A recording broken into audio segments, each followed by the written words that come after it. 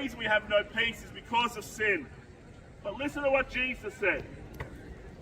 Jesus said, "Peace I leave with you, my peace I give you."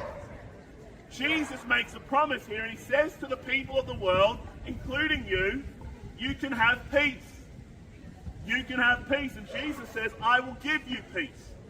In fact, Jesus is called the Prince of Peace in the Bible. He's the source of peace.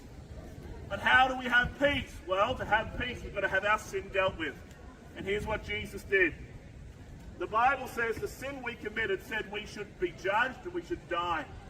But Jesus Christ in love left the glories of heaven and he come down to live amongst us. He entered into our darkness. He entered into our existence. And what Jesus did is he went to the cross and he died in the place of sinners. The sin that you and I commit, the lying, the stealing, the lust, the hatred, the failure to love God, that says death. That brings about a lack of peace. It breaks relationship between God and humanity. But Jesus comes and he goes to the cross. And in love he dies for sinners. The Bible says God demonstrates his own love towards us in that while we were sinners, Christ died for us. Did you know God shows his love towards you at the cross?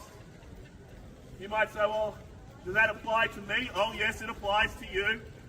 If you want to know if you're loved, look to the cross. Look to the cross and see that Jesus died for sinners. But then 3 days later, he rose again from the dead.